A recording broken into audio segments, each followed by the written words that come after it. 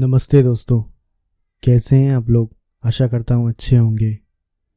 आपका बहुत बहुत स्वागत है मेरे यूट्यूब चैनल स्टोरी टेलर में, जहाँ पर आपको खौफ से भरी हुई कुछ कहानियाँ मैं आपके लिए लाता हूँ। और ऐसे ही हमारी कहानियाँ आप लोग सुनते रहिए और मेरे को अपना प्यार देते रहिए। आप मेरे को सपोर्ट करते रहिए। मैं ऐसे ही आपके लिए और कहानियाँ लाता रहूँगा। और हाँ, जो लोग इस चैनल पर अभी अभी जुड़े हैं वो मेरे चैनल को सब्सक्राइब कर लीजिए और वीडियोस को शेयर और लाइक ज़रूर करिए।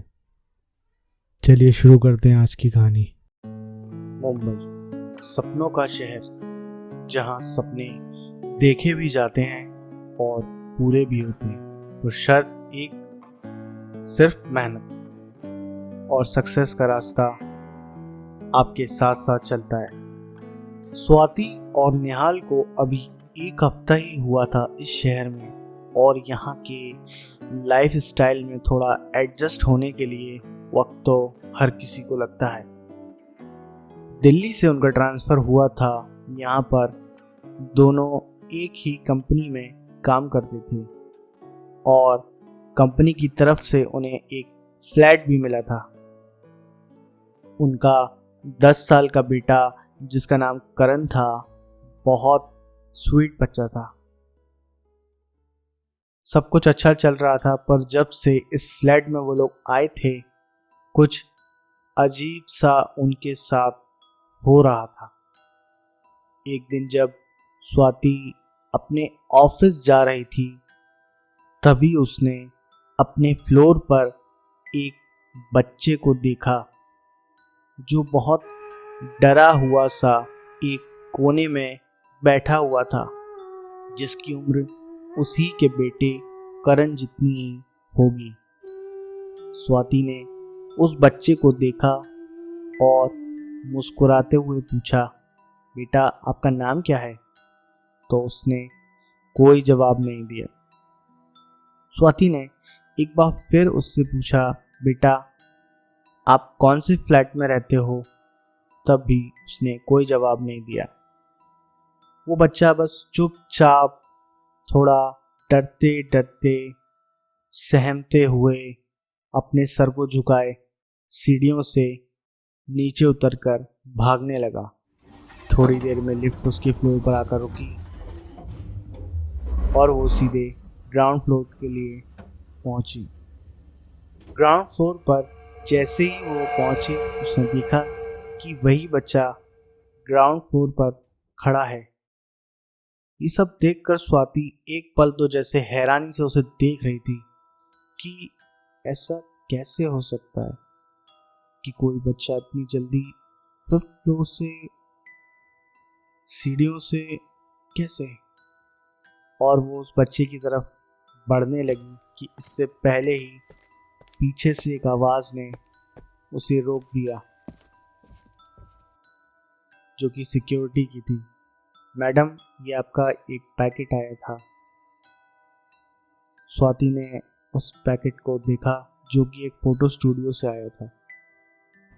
उस पैकेट को उसने अपनी कार में रखा और फिर ऑफिस के लिए निकल गई।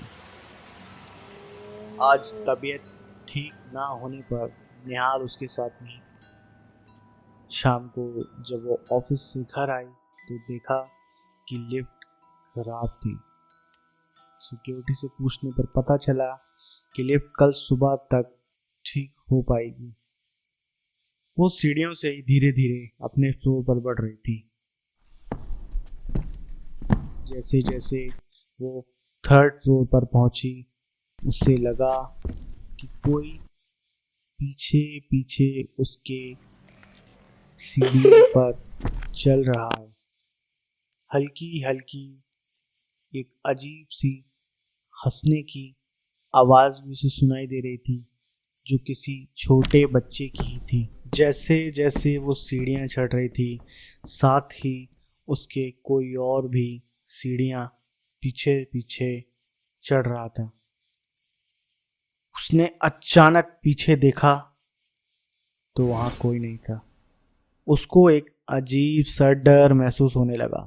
हालांकि भूत प्रेत पर स्वाति कभी भी विश्वास नहीं करती थी, पर पता नहीं क्यों उसको ये डर लग रहा था। अब वो इससे परेशान हो चुकी थी और बहुत गुस्से में थी।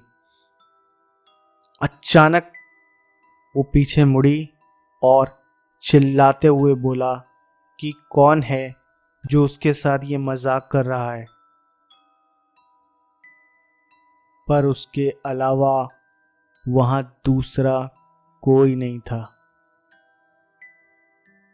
सिर्फ एक अजीब सी हंसी ही उसे वहां सुनाई दे रही थी, जो बहुत धीमे धीमे उसे सुनाई दे रही थी।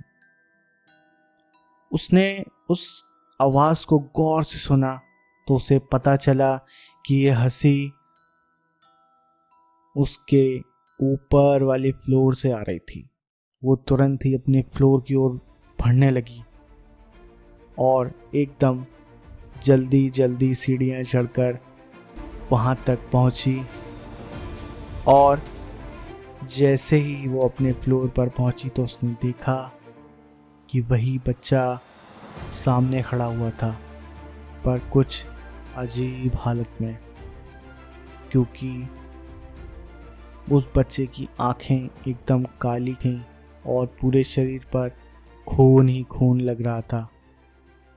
उसका गला किसी गहरे निशान से कटा हुआ था, जिसमें से अभी भी खून बह रहा था। ये सब देखकर स्वाति को एक पल तो चक्कर सा आ गया और वो बच्चा एक अजीब आवाज में बोल रहा था,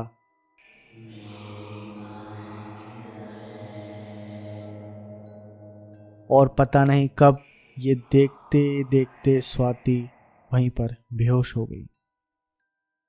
जब उसकी आंख खुली तो वो अपने घर के बेडरूम में लेटी हुई थी। उसने आवाज लगाई तो तुरंत ही निहाल कमरे में आया और बोला कि ठीक हो तुम? तो स्वाति ने पूछा कि वो बच्चा कौन था। निहाल ने बोला, डॉक्टर ने तुम्हें आराम करने के लिए बोला है स्वाति। स्वाति ने उसकी बात काटते हुए बोला कि निहाल, वो बच्चा कौन था? उसके पूरे शरीर पर खून लग रहा था और काफी चोटें भी लगी थी उसे। तुमने पता किया? तो निहाल ने पूछा कि कौन बच्चा? तुम किसकी बात कर रही हो? तो स्वाति ने पूरी बात बताई कि आज जब वो सुबह ऑफिस के लिए जा रही थी तो बच्चा उसे फ्लोर पर खेलता हुआ दिखा था, और जब वो ऑफिस से घर आ रही थी तो वो बच्चा उसे सीढ़ियों पर दिखा था और वो बार बार एक ही सवाल पूछ रहा था, उसकी माँ किधर है? निहाल ने एक गहरी सांस ली और बोला, देखो स्वाति, मैं जानता हूँ कि नया शहर है और घर भी नया है। तुम्हें इतना स्ट्रेस नहीं लेना चाहिए। तुम बस एक हफ्ता आराम करो, ओके? स्वाति ने बोला, नहीं, मैं सच बोल रही हूँ निहाल, एक बच्चा जरूर वहां था। निहाल, तुम मेरी बात का विश्वास क्यों नहीं कर रहे हो? निहाल जैसे चिढ़ते हुए बोला, स्वाति, मैं बोल रहा हूं ना, तुम्हें आराम करने की जरूरत है। ओके, मैं ऑफिस जा रहा हूं, अपनी दवाइयां ले लेना। और निहाल अपने ऑफिस के लिए निकल गया। आज दिन भर छोटे मोटे काम करने में स्वाति का मन लग गया। पिछले कुछ दिनों से जो काम घर के अधूरे थे, आज वो स्वाति ने पूरा कर लिए थे। बीच बीच में उसने करण को किसी से बात करते हुए भी सुना, लेकिन उसने उस बात पर ज़्यादा ध्यान नहीं दिया, क्योंकि अक्सर करण अकेले ही कमरे में खेलता रहता था। एक हफ्ता बहुत अच्छे से निकल गया और कोई दिक्कत नहीं हुई, और ना ही उसे वो बच्चा उस पूरी बिल्डिंग में उसे कहीं दिखा। फिर एक दिन जब दोनों ऑफिस से घर आ रहे थे, तभी बिल्डिंग के गेट पर जब वो लोग अपनी कार से पहुंचे तो निहाल को ऑफिस से एक कॉल आया। तो निहाल ने बताया कि कुछ ज़रूरी काम आ गया है, मैं आधे घंटे में आता हूँ, तुम चलो। और स्वाति अपने फ्लैट पर चली गई, साथ में करण भी था। फ्लैट पर पहुंचकर अपने फ्लैट के सामने जैसे ही उसने मेन डोर अनलॉक किया और वो अंदर गई तो उसने देखा पूरे घर में सिर्फ अंधेरा ही अंधेरा था। ये देखकर उसको बहुत अजीब लगा, क्योंकि ऐसा वो कभी नहीं करती थी। ऑफिस जाने से पहले ही वो ड्राइंग हॉल की लाइट हमेशा ऑन रखती थी। वो सोचने लगी, फिर ये लाइट किसने ऑफ कर दी। थोड़ा सोचने पर उसे लगा कि शायद कोई इलेक्ट्रिकल फॉल्ट होगा, तो फ्यूज बॉक्स को चेक करती है। जैसे ही वो थोड़ा आगे बढ़ी तो उसका पैर किसी चीज में फंस गया और वो सीधा फ्लोर पर गिरी। घुटने और हाथ में उसे चोट लगी थी, पर जैसे तैसे मोबाइल की टॉर्च में उसने देखा कि क्या चीज थी जिससे वो अचानक गिर गई। पर टॉर्च में उसे देखने पर वहां ऐसा कुछ नहीं दिखा जिससे वो टकराई थी, और किसी ने लाइट्स भी ऑन कर दी थी। ये सब होने के बाद उसे अचानक बहुत डर लगने लगा और वो सोचने लगी कि उसके और करण के अलावा ये सब कौन कर रहा है।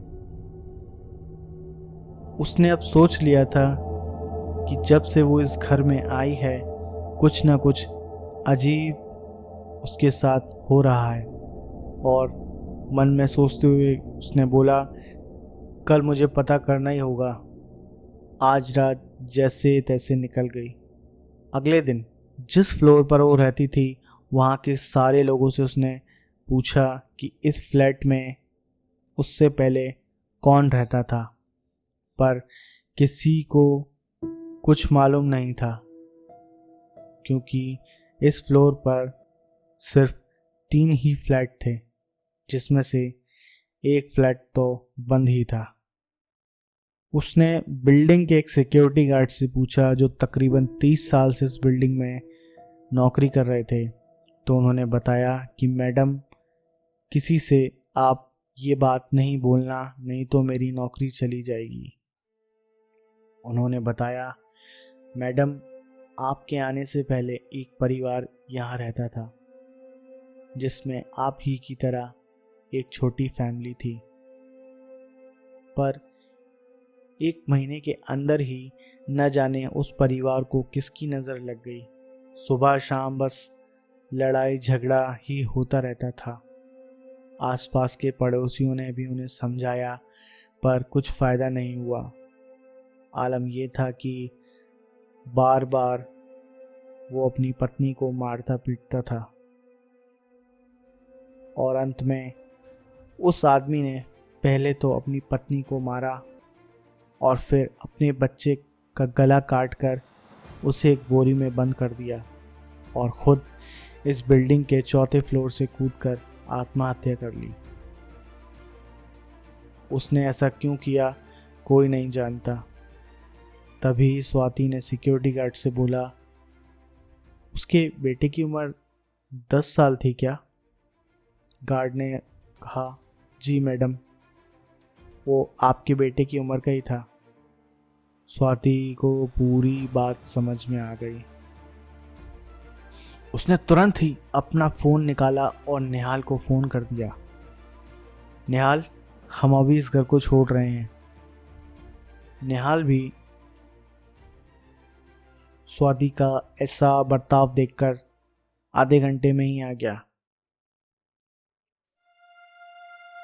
और पूछा, स्वाति, तुम ये क्या बोल रही हो?